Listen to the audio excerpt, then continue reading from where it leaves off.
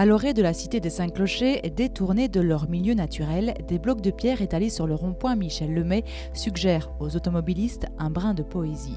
Sous leur apparence de monolithe, les trois compositions résultent d'une année de travail du sculpteur flamand Johan Parmentier, une manière d'exprimer son admiration pour Tournai.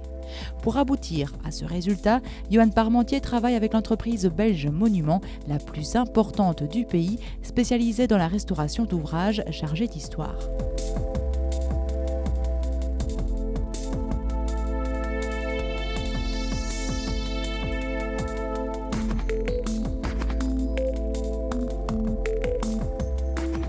Des monuments partout, surtout des églises et des monuments en Belgique et même en France, comme par exemple la cathédrale de Rouen.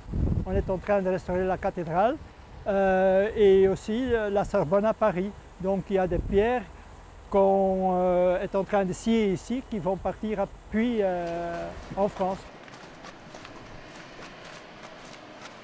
C'est avec le câble ici, où il y a du diamant, qu'on coupe nettement la pierre dans les dimensions dont on a besoin.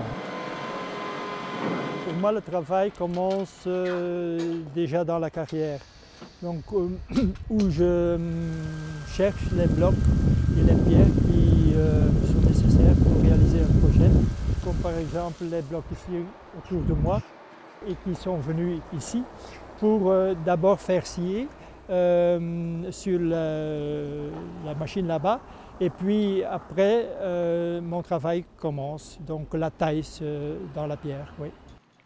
Parmi toutes ces pierres, vous avez le choix, vous, dans votre travail. Pourquoi choisir celle de Tournai? La pierre de Tournai a une sorte d'intensité très spéciale.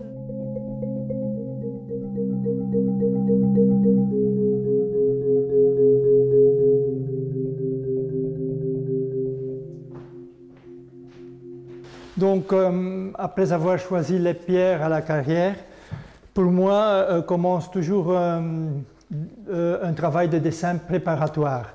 Donc, pour chaque sculpture, je fais des dessins pour entrer un peu dans la sculpture et aussi pour choisir les proportions des différents éléments de la sculpture. L'artiste aurait pu se contenter d'élever une seule sculpture sur l'îlot Lemay, mais pour être exposée à la vue des passants, trois réalisations s'imposaient. L'une en forme de croix pour la cathédrale, l'autre sous forme de cercle pour l'Escaut et la troisième un T pour Tournai. Pour aboutir à un tel résultat, Johan Parmentier, d'une main solide et passionnée, ajustera les formes. Une intervention humaine qui s'avère nécessaire à la révélation de la pierre. C'est seulement pour montrer ces deux aspects de la pierre.